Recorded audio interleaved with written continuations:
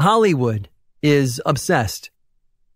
Sure, we often think of obsessions like sex, violence, gigantic robots, and, of course, epic battles between good and evil. But another obsession of Hollywood is vampires. You have to admit, though, there's a lot to love about vampires. Immortality, wealth, power, and superhuman abilities such as flight and strength.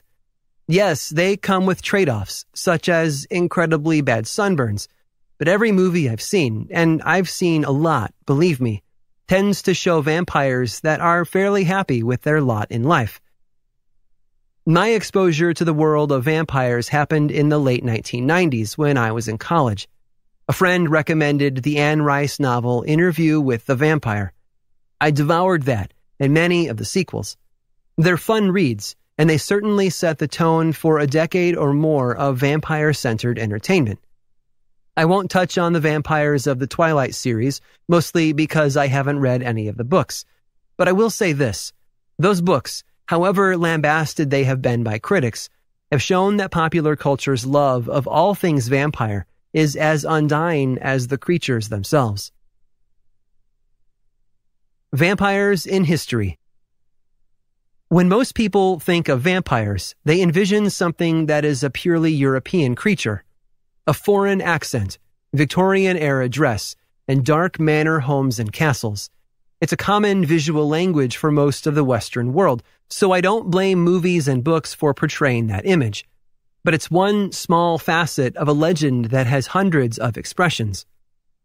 The single most prominent historical figure attached to the modern notion of vampirism is, of course, Vlad III of Wallachia, otherwise known as Vlad the Impaler. Vlad ruled the small Eastern European kingdom of Wallachia from 1456 to 1462. He was known as Vlad the Impaler because he preferred to execute his enemies by impaling them on stakes. The Ottomans called him Lord Impaler after entering his kingdom and finding forests of impaled victims. Vlad was a violent guy, you see. Rather bloodthirsty, you might say. He, like his father before him, belonged to something known as the Order of the Dragon, a group established to protect Christian Europe from the invading Ottoman Empire. Vlad's father, Vlad II, was known as Vlad Dracul, or Vlad the Dragon. When Vlad III rose to power, he took the hereditary title and was known as Vlad Draculea, son of the dragon. That name might sound very similar to the most famous vampire story in the world, and that's because Bram Stoker, when creating his famous Creature of the Night, used Vlad III as his inspiration. Well, part of it, but we'll get into that more later. The roots of most vampire stories, however, can be traced back to superstitions founded in ancient cultures all across the world. Western Europe played host to countless stories of reanimated dead known as revenants. These were animated corpses that climbed out of the grave to torment the living. The word revenant comes from the Latin that means to come back. Come back to do what, you might ask? Well, I'm glad you did. At first, it was just to terrorize the living, but as the centuries passed, the legend became more specific. Revenants were said to return from the grave to torment their living relatives and neighbors.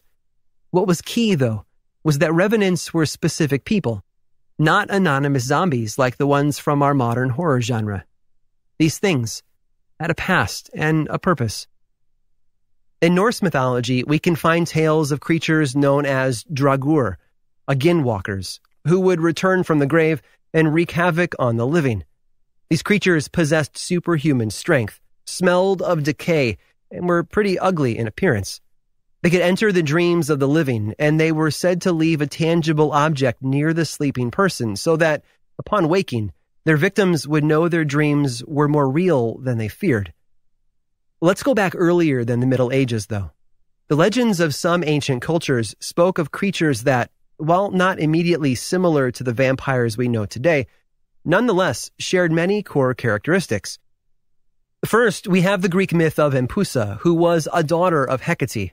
Pusa was said to lure young men at night and then feast on their blood before moving on to the main course, their flesh. Another Greek tale involves Lamia, a mistress of Zeus who becomes cursed by Zeus's wife, Hera, and doomed to hunt children, devouring them. Stories of undead creatures, or creatures that feed on the blood of the living, seem nearly as common as written language itself. On Madagascar, an island nation off the east coast of Africa, there are legends of a creature known as the Ramanga, which is known to attack nobles, drinking their blood and eating their nail clippings. Yeah, their nail clippings. Deal with it.